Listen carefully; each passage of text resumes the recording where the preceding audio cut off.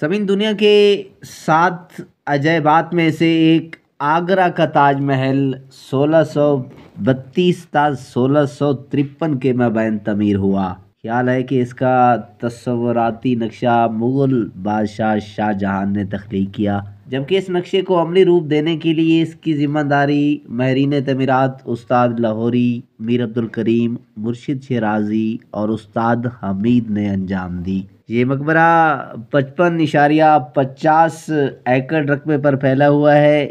جب مغل حکومت کو زوال آیا تو انگریزوں نے تاج محل اور مغلوں کی دیگر تاریخی عمارات پر قبضہ کر لیا۔ 1857 کے بعد انگریزوں نے فیصلہ کیا کہ دہلی اور لاہور کی جامع مسجد گرا دی جائے۔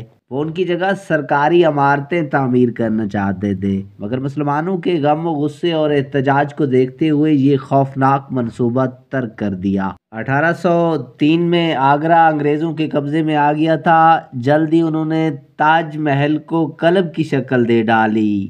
تاج محل کے میدانوں میں نوجوان انگریز جوڑے عشق لڑتے اور مرکزی دروازے کے سامنے سنگ مرمر سے بنے فرش پر اور گنبد کے نیچے ناچ گانے کی محفلیں منعقد ہونے لگی۔ برٹش بینڈ کی دھنوں پر بیگمات تھرکتی رہتی۔ انگریزوں کی دیدہ دلیری بڑھی تو تاج محل کی مساجد ہنی مون منانے والوں کو کرائے پر دی جانے لگی۔ تب مقامی لوگوں نے احتجاج کیا تو یہ قانونی روش ختم ہوئی، مگر مسلمانوں کو چڑھانے کی خاطر انگریز تاج محل کے برآمدوں اور میدانوں میں شراب و کباب کی محفلیں منعقد کرنے لگے۔ وہاں پکنک پارٹیاں بھی ہوتی اور شام تک میدان میں ڈھیروں کچرا جمع ہو جاتا۔ 1828 میں لارڈ ولیم ہندوستان کا گورنر جنرل بن گیا۔ یہ ہندوستانیوں سے بے حد نفرت کرتا تھا اور خصوصاً مقامی فنون لطیفہ کو گھٹیا اور فضول سمجھتا تھا۔ اس نے اعلان کیا کہ تاج محل کو مسمار کر دیا جائے، تاج محل کا سنگ مرمر اور دیگر قیمتی پتھر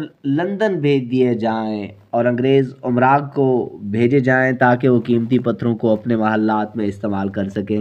پہلے مرحلے کے طور پر لارڈ ولیم نے شاہی قلعہ دہلی کی دیواروں سے قیمتی پتھر اتروایا اور اسے برطانیہ بھجوا دیا۔ بعض قیمتی پتھر بادشاہ جارج چارلنگ کو تحفتاً دیے۔ جلدی تاج محل کو مسمار کرنے کی خاطر مشینری اور افرادی قوت احاطہ مقبرے میں جمع کر لی گئی۔ جب مقبرے کی ٹوٹ پھوٹ کا کام شروع ہونے والا تھا کہ اچانک لندن سے خبر آئی کہ قیمتی پتھر کی نیلامی کامیاب نہیں ہوئی۔ انگریز امراء نے ہندوستانی پتھر خریدنے میں دلچسپی نہیں لی، چنانچہ تاج محل مسمار کرنے کا منصوبہ ترک کر دیا گیا۔ یہ حقیقت ہے، اگر انگریز لال قلعہ دہلی کے پتھروں کو ہاتھوں ہاتھ خرید لیتے تو آج تاج محل کا نام و نشان نہ ہوتا۔ لالچی انگریز حکومت پیسہ کمانے کے چکر میں اس عجوبہ عالم کو مسمار کر دیتی اور تاج محل کا نام صرف کتب تاریخ میں باقی رہ جاتا۔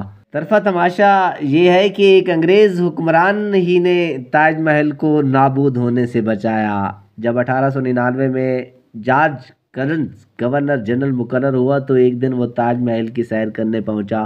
مقبرے کی حالت زار نے اسے افسردہ کر دیا۔ عمارتوں کے پتھر اکھڑ رہے تھے، باغات اجڑ چکے تھے، چنانچہ اس نے تاج محل کی تزئین و آرائش کرنے کا حکم دیا۔ یہ منصوبہ 1902 تا 1905 تک جاری رہا۔ اس منصوبے کے ذریعے تاج محل کی دلکشی، خوبصورتی اور عظمت خاصی حد تک بحال ہو گئی۔